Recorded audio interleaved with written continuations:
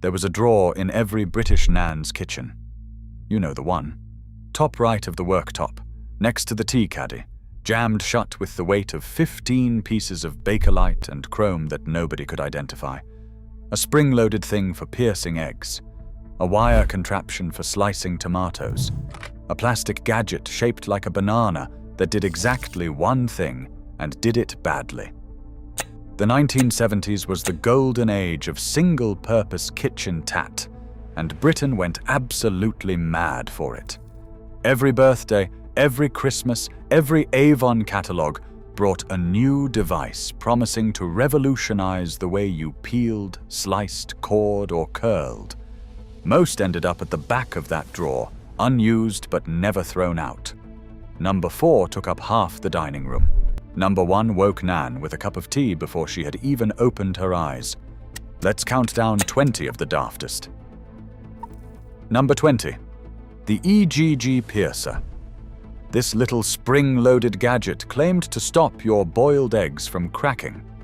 You would press the egg onto a sharp pin set in a plastic base, hear a tiny click, and a microscopic hole would appear in the shell. The theory was that this released the air pocket inside, preventing the dramatic crack and yolk leak that ruined Sunday breakfasts. Whether it actually worked was a matter of fierce debate.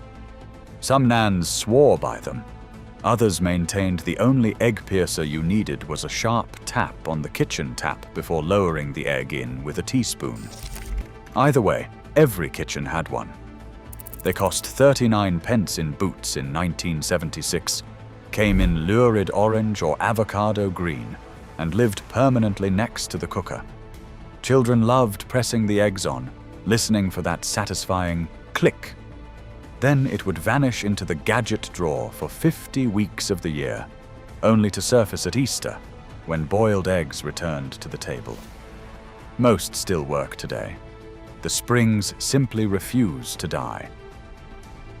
Number 19. The banana slicer. The banana slicer arrived in Britain via the 1973 Argos catalogue, and the nation looked at it, looked at the banana and thought, yes, this is what we needed. A plastic mold shaped exactly like a banana, with internal blades that clicked together. You would press it down on a peeled banana, and out came perfectly even slices. The problem was twofold. First, a banana could be sliced just as quickly with a butter knife. Second, no two bananas were ever the same shape. Half the time, it crushed the fruit into a pale yellow paste. The other half, it produced slices wonkier than freehand. Yet they sold by the thousand, mostly as gifts to mothers who already had a perfectly serviceable knife drawer. They were marketed for children's lunchboxes and fruit salads, both situations where a knife would have been faster. The banana slicer is the patron saint of pointless kitchen gadgets, and every Nan in Britain owned one. They never threw them away because, well, you never know when bananas might suddenly become difficult. Number 18. The pineapple corer. The pineapple corer was the height of the 1970s kitchen sophistication. A long stainless steel cylinder with a serrated bottom that you would twist into the top of a fresh pineapple. Push down, twist, pull up, and out came a perfect spiral of fruit, ready for the cocktail trolley. Marvelous. Except the average British Nan ate a fresh pineapple about once a year, usually upside down on top of a gammon. The rest of the time the corer sat in the drawer, taking up more space than the pineapples it was meant to serve. They cost £4.99 from the kitchen shop in 1978, equivalent to about 30 quid today. A small fortune for something used twice between Christmases. The chrome ones rusted. The plastic-handled ones snapped at the first sign of a tough pineapple. Yet they remained in every Nan's kitchen for decades, sometimes still in the original box because, as Nan would say, it's good to have one, just in case. Just in case of what? Nobody ever explained. Number 17. The spaghetti measurer. By the mid-1970s, spaghetti had finally arrived in British kitchens, and with it came a flat plastic disc with 4 holes of increasing size, each labeled child, woman, man, or hungry. You would push raw spaghetti through the appropriate hole, and that was supposedly the right portion. Nobody used them properly. Nan would push a handful through the manhole regardless of who was eating, then add another fistful for luck, then a few more strands because Dad liked his pasta. The result was always far too much spaghetti, which became Tuesday's lunch reheated with a tin of tomatoes. The spaghetti measurer was less a tool and more a nervous response to a confusing foreign food. British cooks did not trust pasta to behave properly without a device. Italians, who had been making spaghetti for centuries without one, found the whole thing baffling. They cost about 50 pence, came in primary colours, and almost never left the drawer once the novelty wore off. But every Nan had one, just in case spaghetti happened. Number 16. The avocado pitta. By 1976, avocados had appeared in upmarket British greengrocers, and Lakeland Plastics responded with the avocado pitta, a small device with a metal blade and a spoon-like scoop designed to remove the stone and slice the flesh in one elegant motion. The trouble was that most British Nans had never seen an avocado before.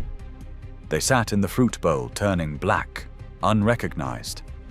When one was finally cut open, the pitta often missed the stone entirely, sending the avocado skidding across the worktop into the cat.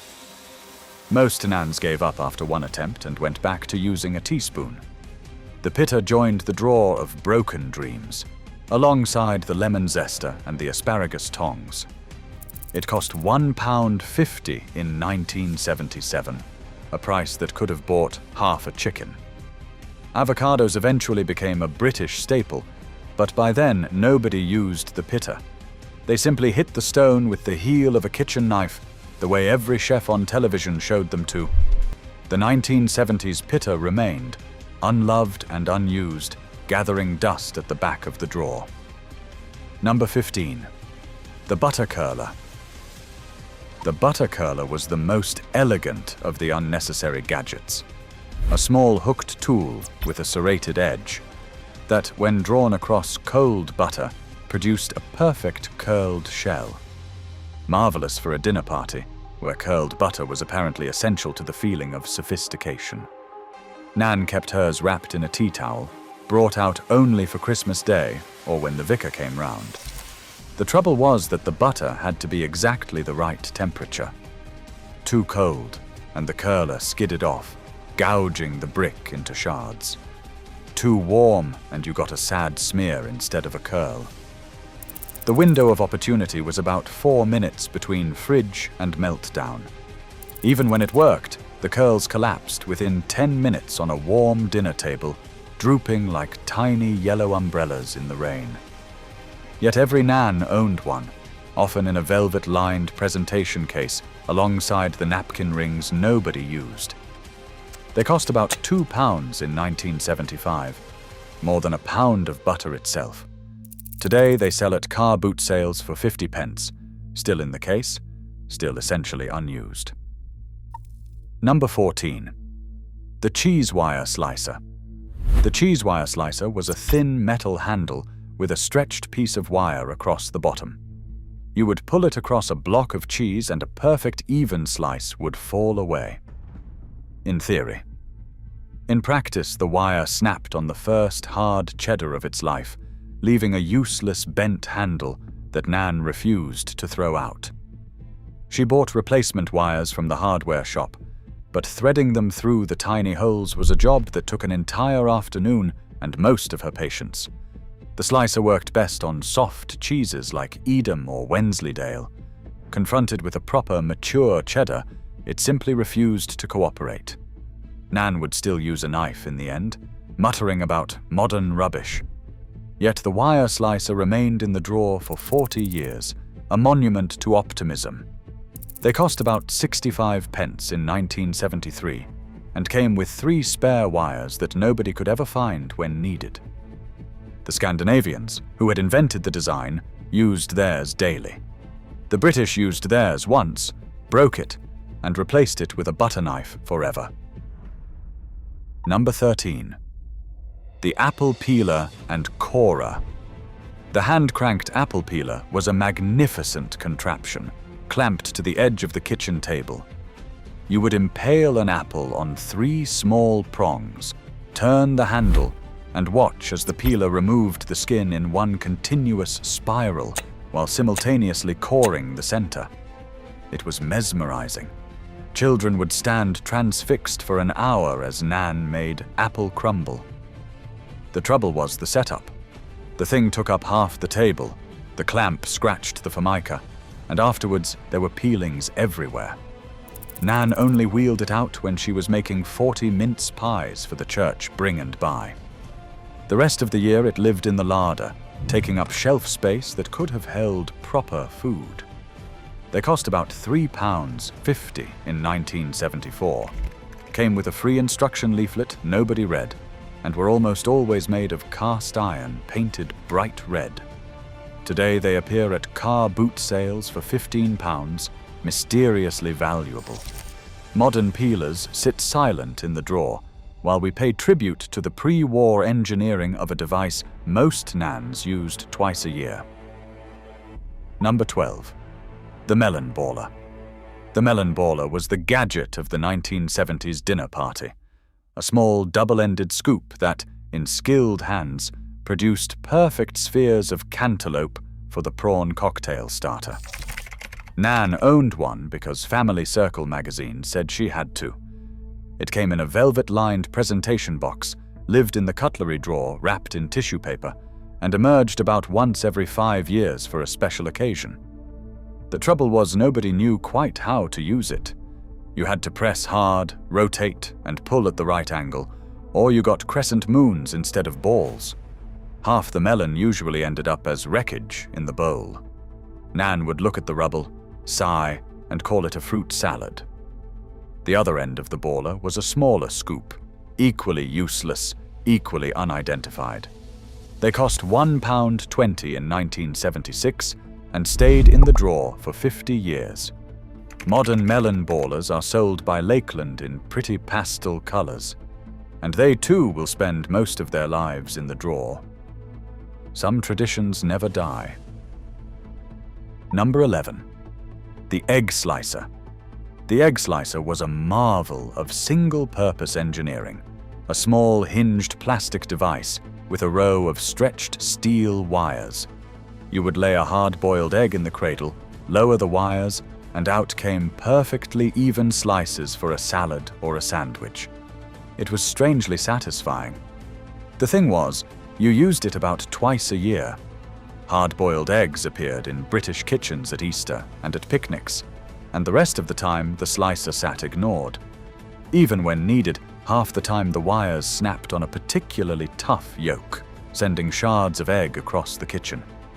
Nan would replace the slicer rather than the wires because, frankly, who has time to thread tiny wires? They cost 45 pence at Woolworths in 1975, came in pastel green or pink, and lasted exactly until the next picnic. Yet the design was so beloved that children's first toy kitchens always included one, ensuring the next generation grew up believing every household needed an egg slicer. They did not. They needed a knife. But that is not the point of nostalgia. Number 10. The Breville Sandwich Toaster. Now here is where things got serious. The Breville Sandwich Toaster arrived in Britain in 1974 and changed lunch forever. It pressed 2 slices of bread around a filling, sealed the edges with a triangular crimp, and produced a sandwich so hot it would burn the roof of your mouth for 45 minutes afterwards. Every Nan in Britain owned one within 4 years. The trouble was the sealing mechanism. Get the bread alignment wrong, and molten cheese would erupt out of the back, dripping onto the worktop and turning to a substance that required industrial cleaning. Get it right, and you had a perfect parcel of golden bread containing lava.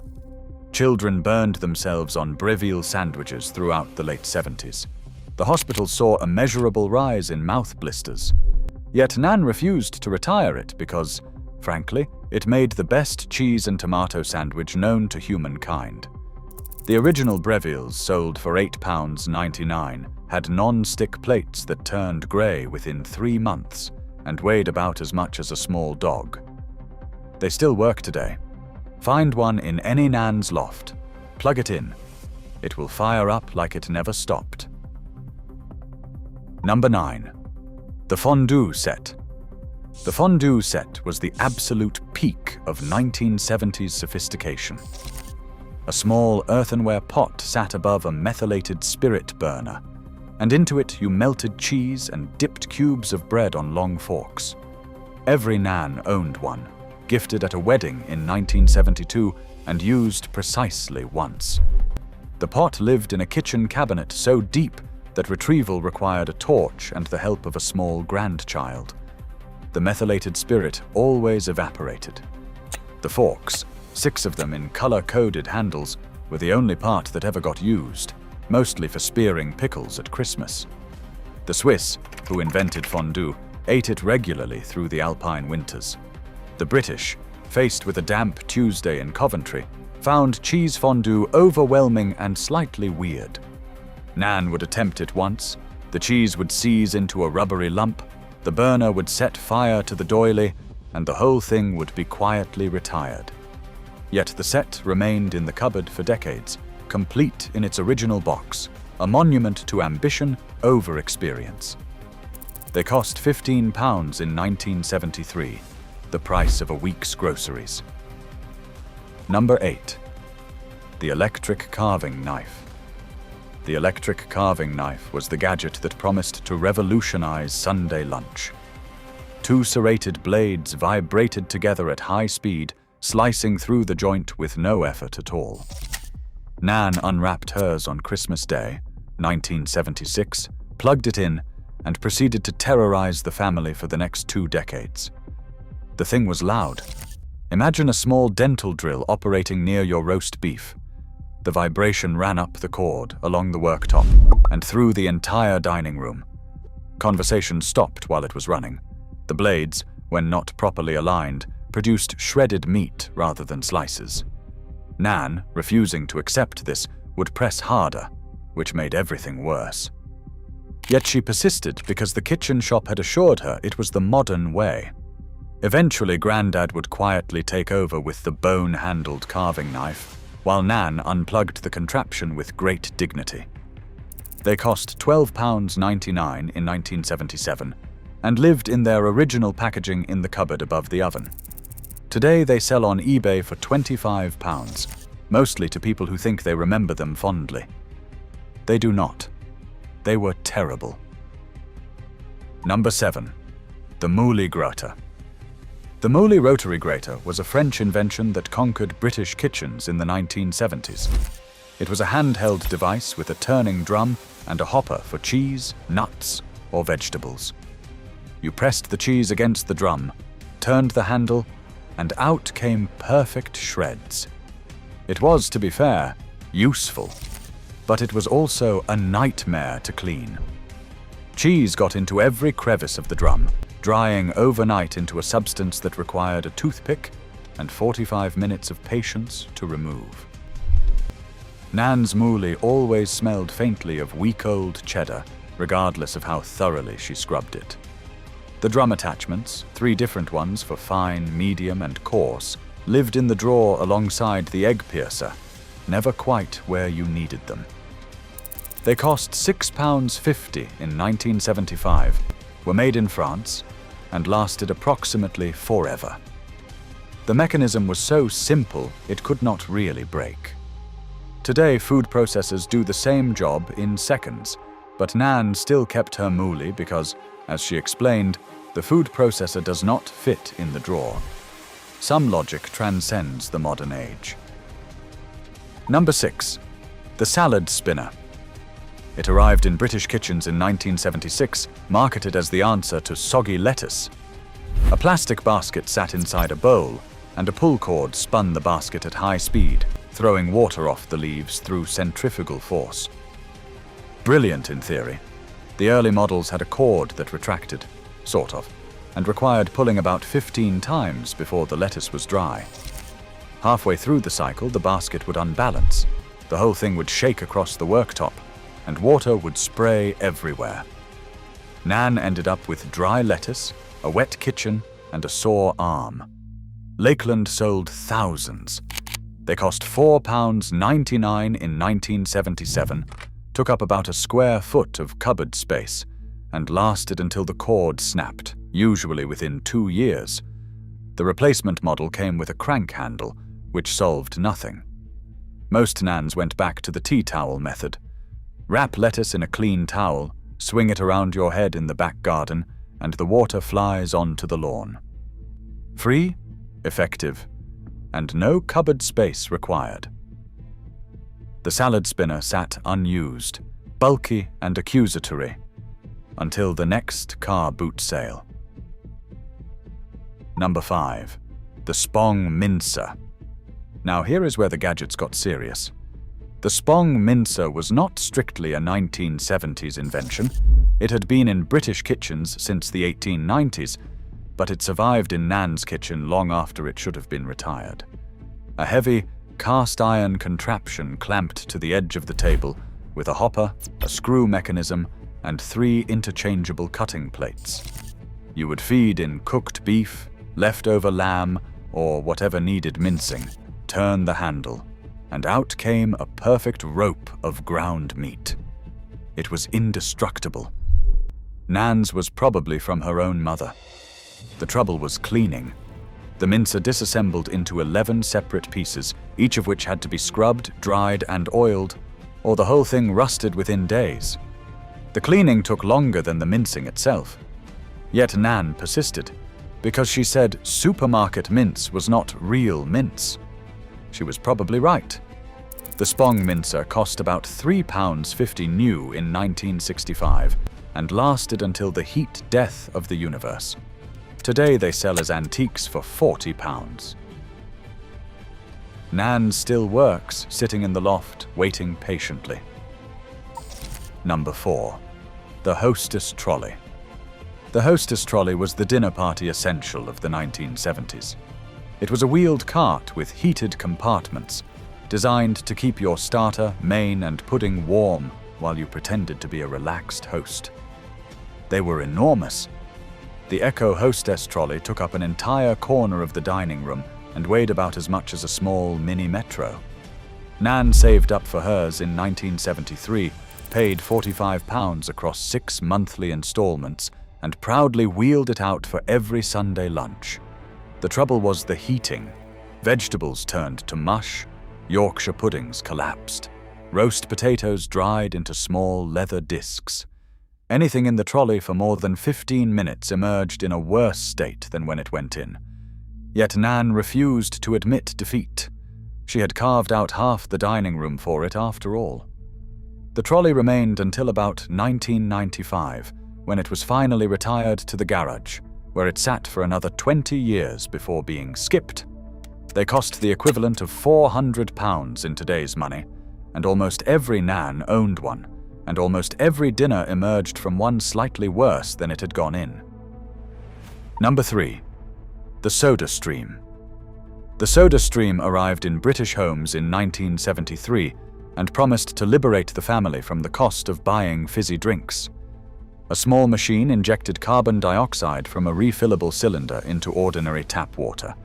Add a splash of concentrated cordial in flavors like cream soda, limeade, or that deeply odd cola, and you had restaurant-quality fizzy pop in seconds.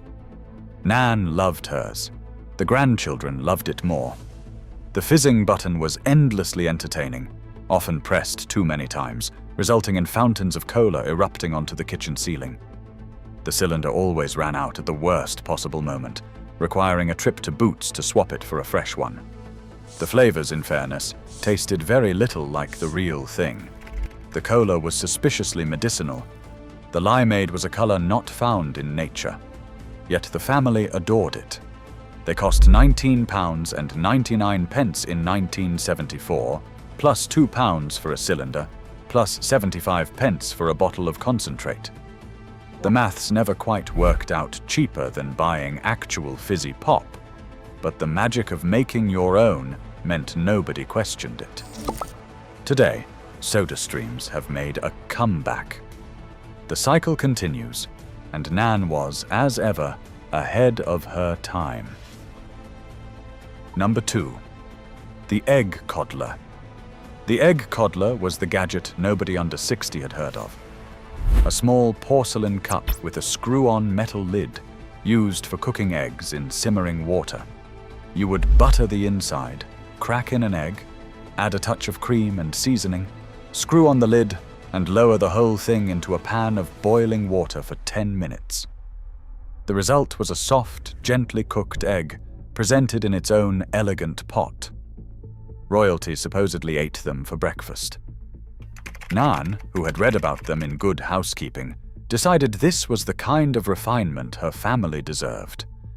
The trouble was, nobody else liked them.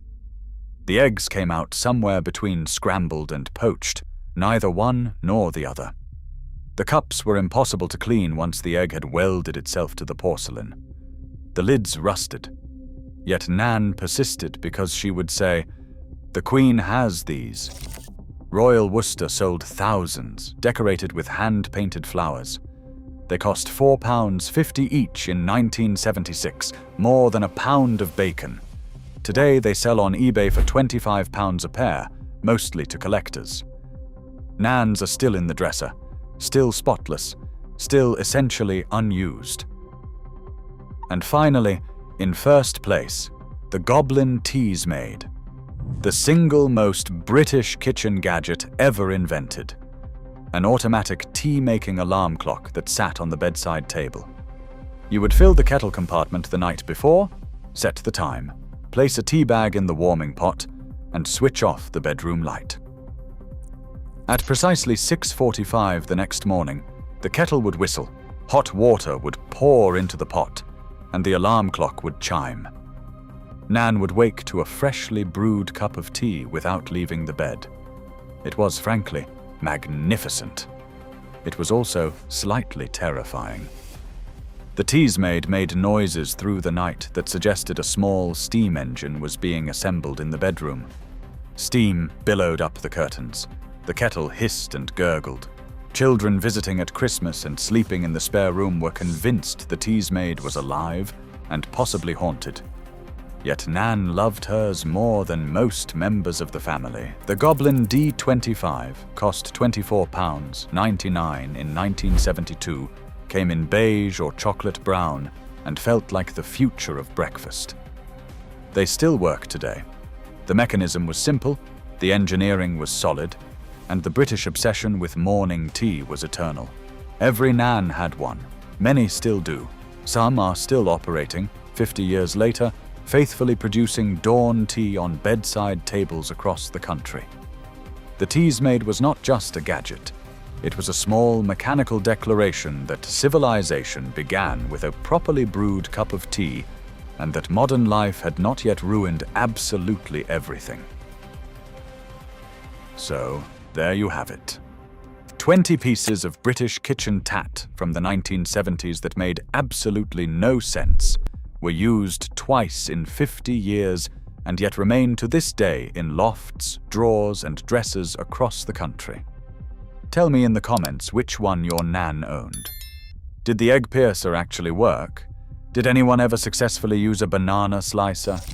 Because somewhere in your house, in a drawer you do not dare open, one of these is still waiting, just in case.